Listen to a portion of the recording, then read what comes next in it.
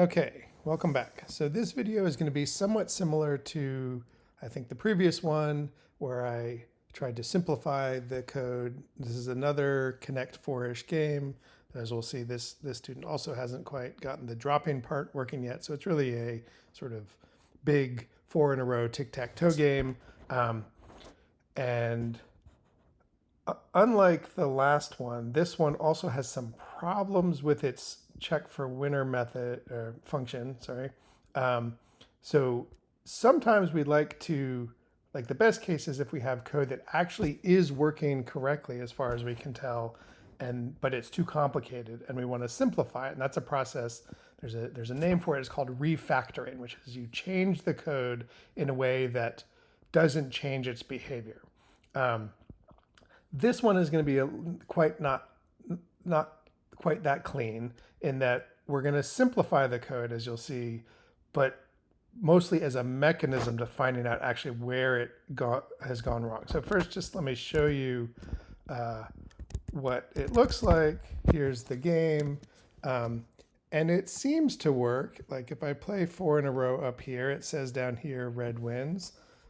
But there's some problems, like if I play down here, that should also note a win.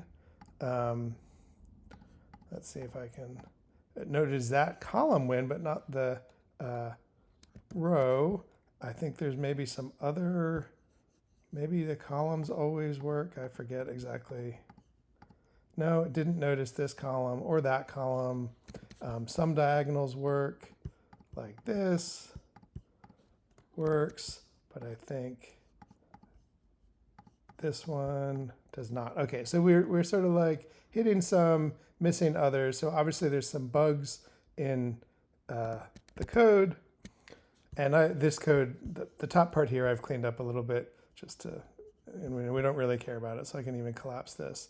And it's got our board, like a lot of you have used, to store the marks. And then we've got these two functions, which I started out collapsed because I didn't want to distract you, but we can see they get called here. So this is very normal. After the move is made and recorded in this Connect 4 board array up here, we're going to check. And there's two of them. So well, I guess we'll see in a second why that is. So here's the first one. Okay, so this is kind of a lot. It looks like it's trying to check maybe all of the possible 4 in a rows. There is this loop that loops I from 0 to less than 4, but that I is only used in a couple of these cases, and the rest of these are all just hardwired with certain numbers. So it seems like this code was intended to maybe just hardwire, like, well, there is a finite number of 4 in a row on the board, and you could encode them all, and every one of these, really it's like every one of these up to each or sign is like checking 4 in a row. This one is actually checking 4 different ones because of the loop, but other ones like this here is just checking literally from cell 04 down to cell 34. So that's like going down the rows in the fourth column. And so that's great. And there's a bunch of these. So my first thought is like, wow, that's a lot of code to do essentially the same thing over and over again. And I think I've said it's sometimes fine to write code like this, but you need to be attuned to what is the pattern. And you kind of have to know it to write the code. Like this one is going 04142434. And then the next line was 05152535, 0616. Okay, so probably some of these were written by copying and pasting and then changing these 4s to 5s and then to 6s. And so as soon as you start to copy and paste like that, you got to be thinking about, is there a way I can have the computer do that for me? Use a loop, right? Shouldn't have to plug in specific numbers. I should let the computer plug them in. Okay, so that's check winner 1, and it's checking all these red things. So we can maybe guess, okay, and then check winner 2 is really checking probably all the same stuff but yellow. And again, because this is so much code, it's hard to tell if these are exactly the same. I've done a little exploration, but I'll just note that this one goes from line 43 to 48, or 148. So that's like 105 lines. And this one goes from 150 to 242. So that's less than 100 lines. So these are actually not only differ in the red and the yellow, but they're just different in some way. And I'm not going to track down exactly how, but I'm going to go with I'm going to assume the longer one is better because it probably covers more cases, though as we saw when I played the game, it doesn't cover all of them. So the very first thing I'm going to do is I'm going to say, well, like there's no principled reason why checking for yellow is going to be different than checking for red. So the first thing I'm going to do is I'm going to say, what if instead of hardwiring this function to check for red and the other function to check for yellow, what if I just made this function take an argument, and then I'm going to, unfortunately this editor doesn't make it easy to do this. Okay, so I'm going to find that, open up this little thing. I'm going to replace it with M, and this is, I think, replace, which is enter. And so I want to see where I am. I don't want to replace that one. I want to replace that one.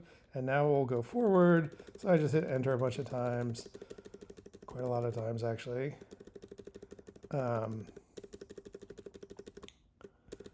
tell when I'm near the end. What was it, 140 something? Okay, so now we're down to the end.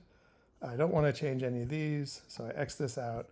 And so now I have this function that instead of being hardwired to check for the red mark, goes to M, and I need to get rid of this red mark down here. Oops.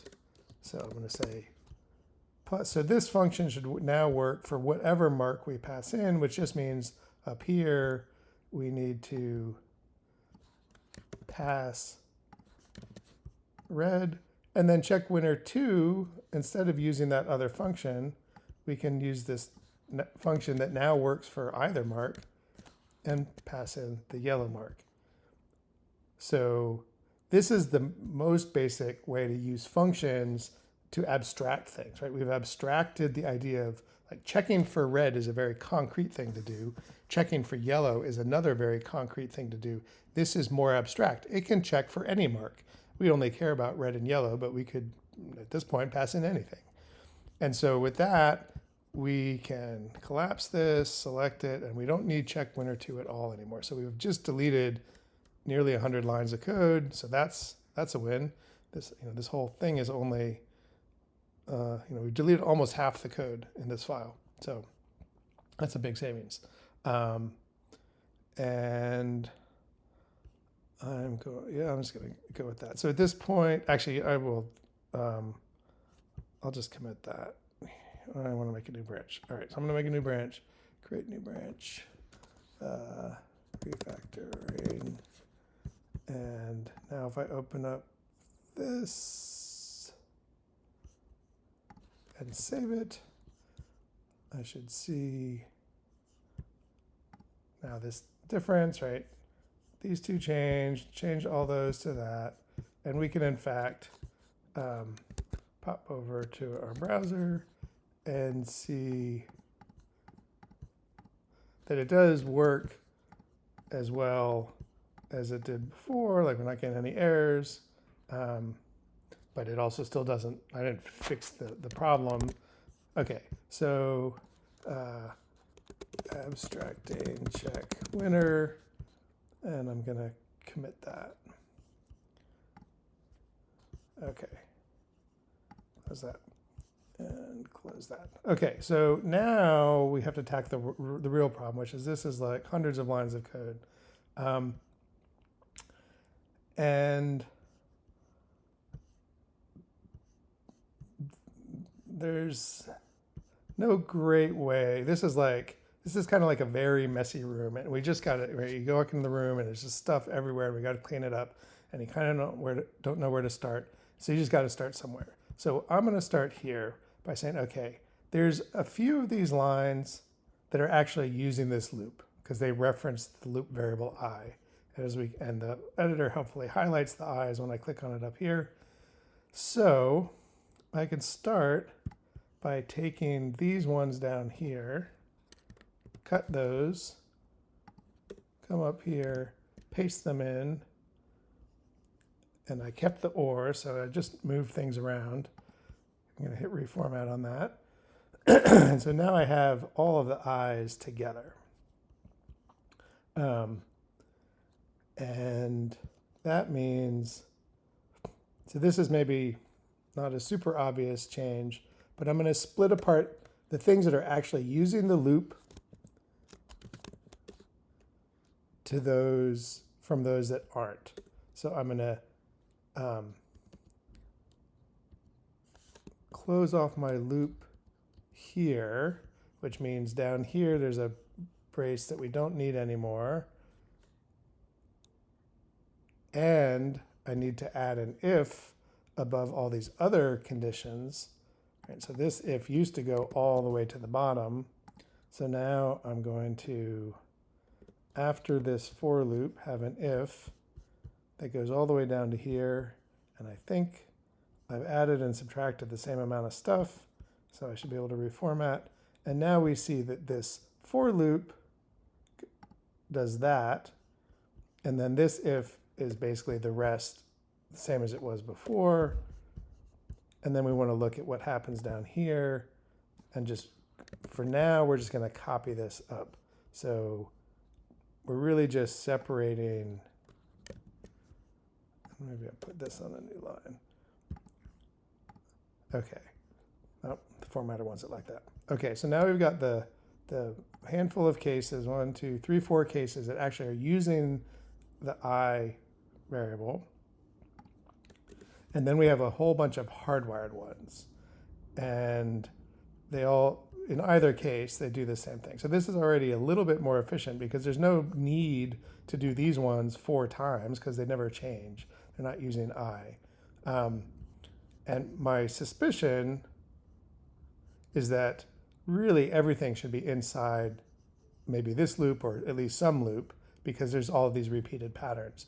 And so as we make the loop version work better, we're probably going to be able to get rid of a lot or all of these. One other change I'm going to make, this is just a little bit, I'm going to rename this. I'm going to use our friend. Actually, I'm not going to use, I'm going to not use rename symbol because I don't want to change these ones where it's called. But I'm going to change this function to isWinner. And then I'll make a new function, check for winner, that takes, well, for now, the mark just like before. And it's going to, I'm actually going to use it, I copy this whole if. I'm going to stick it here, but then I'm going to delete this whole condition. So I have like an empty if, and so this is going to do the same thing as the old function, and it is just going to call isWinner, passing the mark. And so now this is the only if that we need. This guy calls this, it calls isWinner, and now all isWinner needs to do is return true, and likewise down here. And the reason I'm doing that is mostly just because it's a little easier. It'll be a little easier to now refactor this code. So anytime I figure out there's a winner, I can just return true, and I don't have to like copy and paste this code all over the place. So just to check, this should still be working. I'm going to start opening up the console just to make sure there's no errors. And if it detects this first win, red wins. I'll call that good enough. Okay, so we've got things a little bit tidier, and we can look now at what these are doing. So this I, so this one is being used in the second dimension of the array. So that's like the column. And this one is being used in the row dimension of the array. I'm going to do one other thing to make this a little bit easier. It's kind of confusing having this variable name that has a number at the very end of it right next to the other numbers. So I'm going to rename this symbol, call it marks. Makes all this code a little bit shorter. And now there's not an extra number. Okay. So I'm going to put a little gap here. So this seems to be doing rows, hardwired rows, 0, 1, 2, 3, and then 2, 3, 4 in a particular column that goes from 0 to less than 4, so 0, 1, 2, 3. So that suggests that, and we can test our theory now. So that looks like this should detect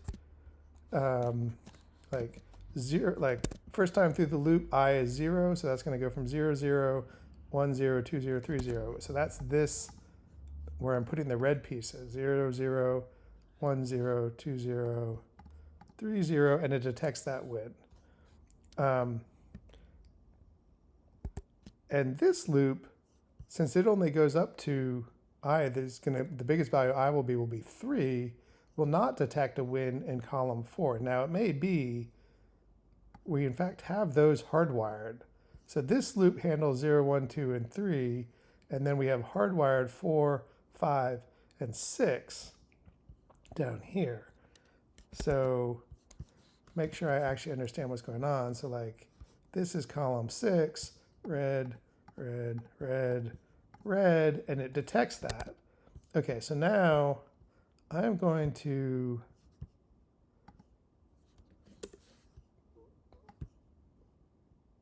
comment those lines out. Make sure I understand what's going on. So I believe that the reason I detected column 6 was because of this, and if having commented it out, oops, I broke something. Oh, sorry, that parenthesis should have been part of that. Okay, so now I think it will not detect this win, and it did not. And it didn't detect this one in column 5 because that's also commented out. So this is handling column 4, 5, and 6. Well, this loop, there's no reason it has to only go up to 4. Now there's a little bit of an issue that we're also using I for these rows. So let's further split things up.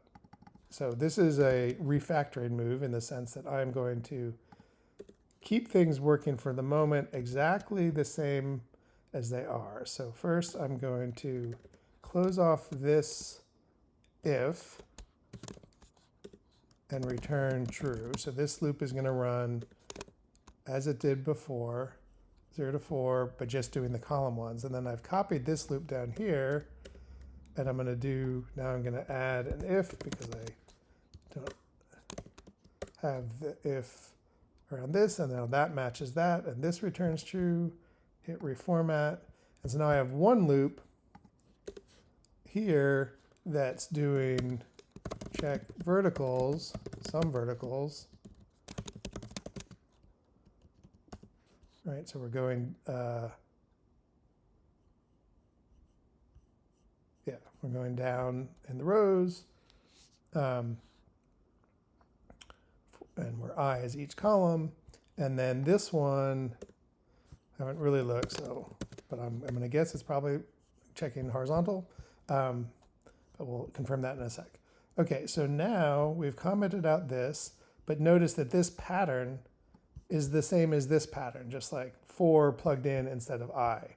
Well, if we now make this go less than 7, so it goes up to column 6, and even better than that is use the array itself, right? So we're talking about doing every column, which means every element of one of the rows of our marks array. So let's just pick row 0 and get the length of that row. So that will be 7 long, 1, 2, 3, 4, 5, 6, 7. So we could just put 7 in here, but this way, if we ever change the size of the board, this code will still work. Also, it shows to the reader what's going on. Like before, it was like, why was it 4? Well, maybe no good reason. Now there's a good reason. We want to do every element of each row. or really every column of the board. So if we save that and come back here and try our column 6 again, it now notices a win in column 6. And we can make sure that we didn't break column 0. Seems unlikely.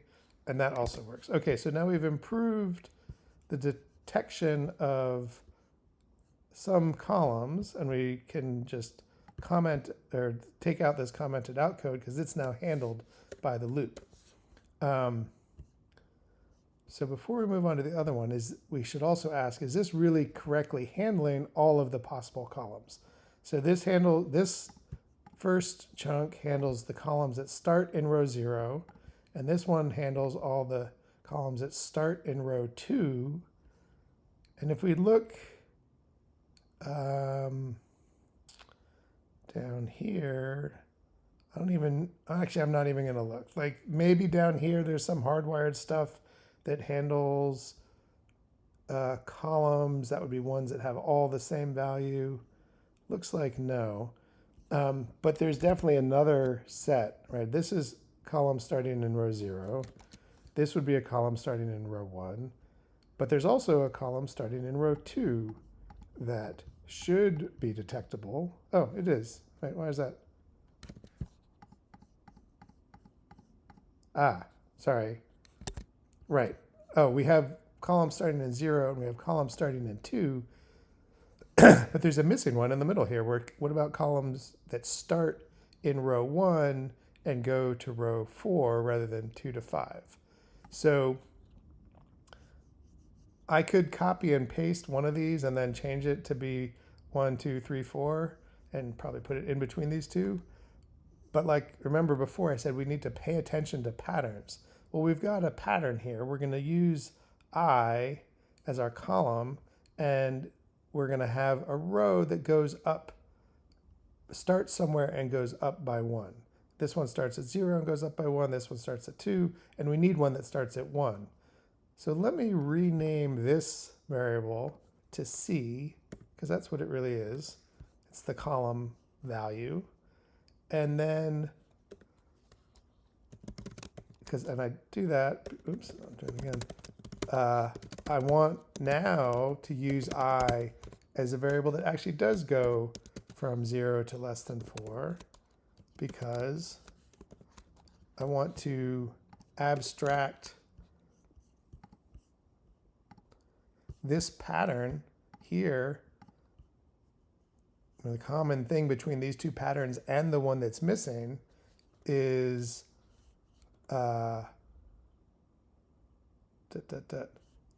gonna, what am I doing?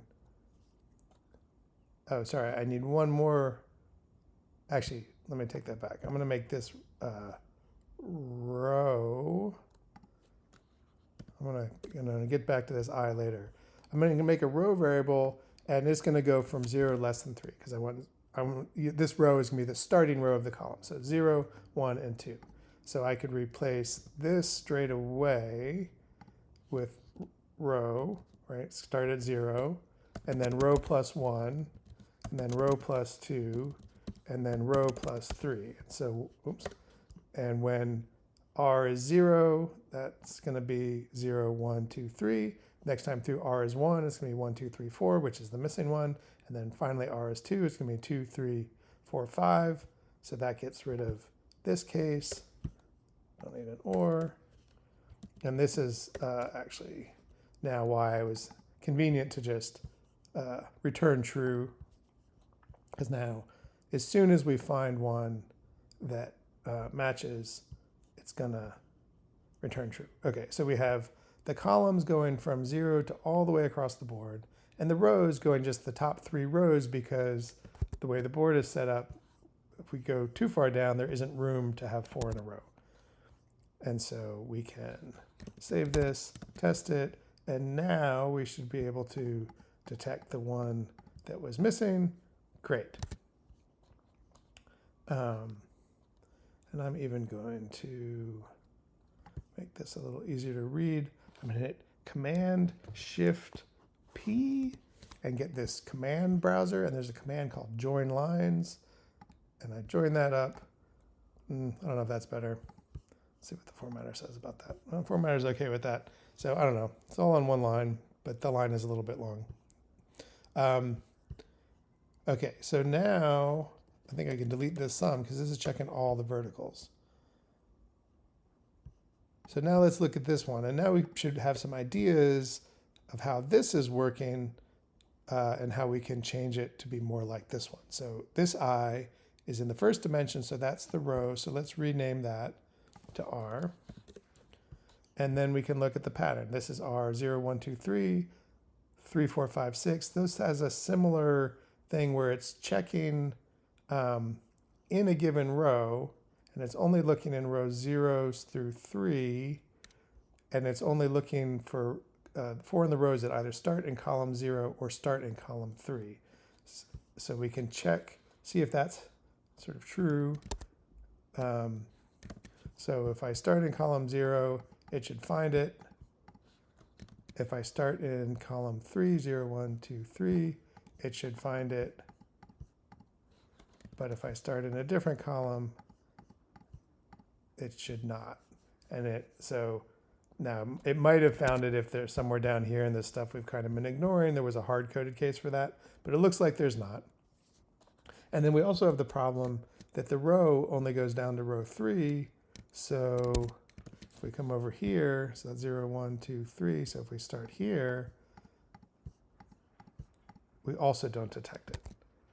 So we've got two problems, just like we had two problems before. So these sort of half hard-coded. The row is changing with the loop, but the loop doesn't go far enough. And then the columns are hardwired and only cover 2 of the, I guess, maybe 4 cases that should exist. So we can do a similar thing here where, so first let's fix the row. The row should go, we should look at all the rows, right? So we want to get the length of our array. And so now we should be able to detect a win in the very bottom row of the board, which it did not do before, so that's an improvement. And now we want to do the same thing we did up here and get rid of these sort of copied and paste hardwired version and make a loop over the columns. And this time we're going to think, well, how far do we want the columns to go? We want to start at column 0, and we want to go do as many as there's space for 4 in a row. So that's this column here, 0, 1, 2, 3, otherwise known as less than 4, are the 3 columns that we need to start at if we're looking to the right. So if we say less than 4, C++, and add another brace down here, reformat, and now, same as before, we're going to use C. I'm going to write this out this time. C plus 0 just to sort of show what's going on. And then this one will get covered at the point that C is 3, which is the last time through the loop. But we'll also handle the case of C is 1 and C is 2, which weren't handled before.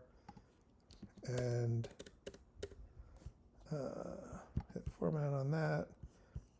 Yeah, I'm going to go with the multi-line version here. Just keep these the same.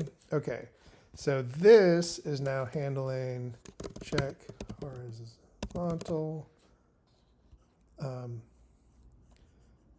I think this should handle all the rows. Like we had, something that wasn't going to get detected before was a thing starting in column 1 is now detected. And we should be able to check one starting in the column 3, or 0, 2, 3. Okay, so now we've got all of this other hard-coded stuff. Comment here saying this is checking diagonals. We can look at this first one. That's checking the sort of obvious diagonal where the row and the column are the same, 0, 0, 1, 1, 2, 2. That's 0, 0, 1, 1, 2, 2, 3, 3, and it detects it, but I think I showed at the very beginning, it does not detect this one, which was like 1, 1, 2, 2, 3, 3, and 4, 4. And so probably that one isn't in here anywhere. Well, I don't want to add all of the possible diagonals. Like obviously the student who wrote this sort of tried to do that and just missed some. So instead, I want to see if I can follow this model for one of these. And diagonal down and to right. So there's two kinds of diagonals, going down and to the right and up and to the right, or you can think about it different ways. So now we should think about how these loops are going to work. So for the rows, it's kind of like checking a vertical in the sense that a diagonal that starts too far down, there just isn't room to go down anymore. So it's basically the same as a column has to start here to have room to go down. So does a diagonal, because it's going to go down the same amount each time. So that suggests that our row loop needs to be like the one in the verticals. So I'm going to put that there. And these don't actually, this one is columns and then rows, and this one's rows and then columns. Doesn't really matter. Just to make things consistent, let's swap these around. Really doesn't matter. And then, but the diagonal is also like checking a horizontal in terms of the columns, because if we start here and go down and to the right, we're going to run out of room. So the same limit on the farthest, the rightmost column we need to check is the one that's less than 4. So we can copy that and put that down here. Did that already, I guess. Or I guess I copied that originally. Okay, and so now the question is, what happens? What's the pattern here? Starting from some row and column, the columns are going to increase by 1, 0, 1, 2, 3, and the rows are going to increase by the same amount. Right? As we had our first pattern was like 0, 0, 1, 1, 1, 1, or 2, 2. So same deal here. So I'm just going to go ahead and write that.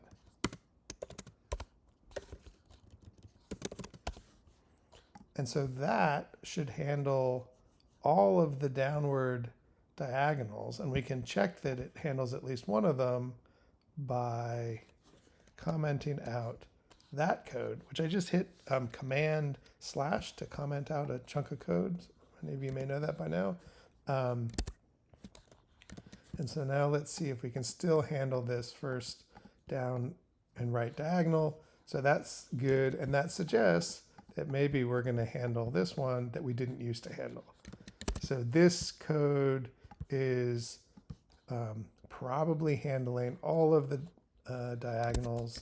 Let's try this, like the last one, last one that we should be able to detect. Yep, okay, so that's good news. We can check another one over here, starting in a different column. Great. So it looks like our down and to the right diagonals are working very similar.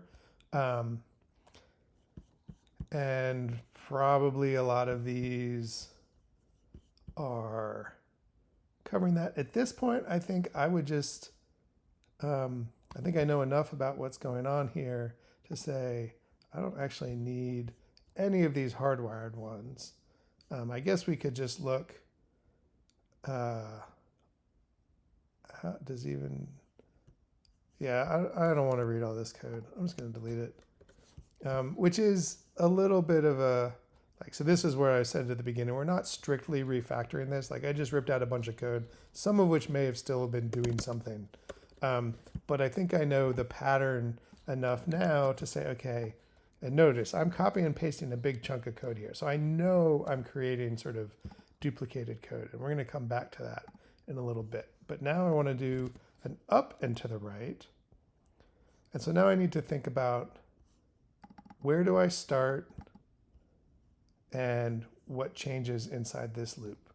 So looking at the board, up and to the right, well, obviously I can't start at row 0 because there's nothing up, and I can't start here because that's not enough. That's only 3. So the first row I can even consider is row 0, 1, 2, 3. And then the row value is going to decrease as I go up. And the columns is going to go exactly the same way. So I can have a diagonal that goes like this, starting down here and going up to this top right corner, which apparently, oh, did I not save? Okay, so apparently there was code to handle that one somewhere in what I just deleted. I bet now if I save it and run it again. Okay, so I can see that I actually just broke the code, but no worries because we're going to put it back in a sec. So I just said the row is going to,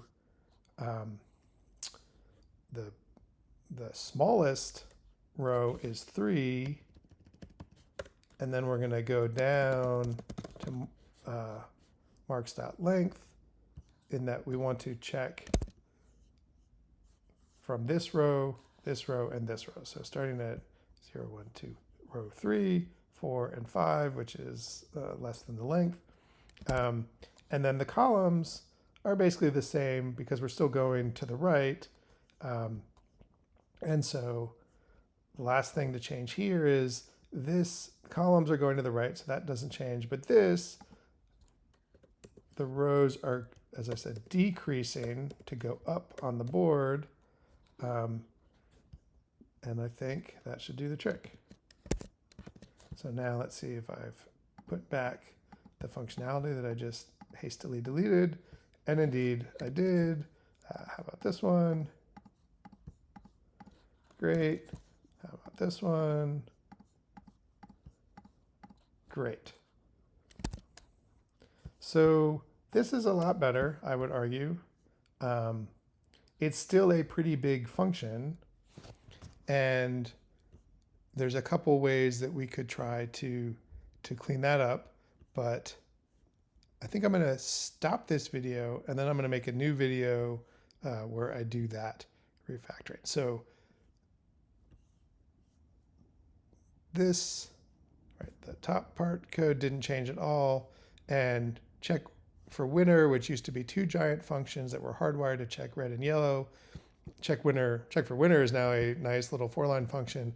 Is winner still is a little bit hairy with these 4 big sections, but a lot less duplicated code and a lot, and it actually covers a lot more cases, as we saw. The original one was actually buggy, and I'm pretty confident that this is now actually covering all of the possible ways to win, because we've checked these loops are going the right amount, and that's good. Okay, so I'm gonna stop this video, save that, and I guess I'll come over here and commit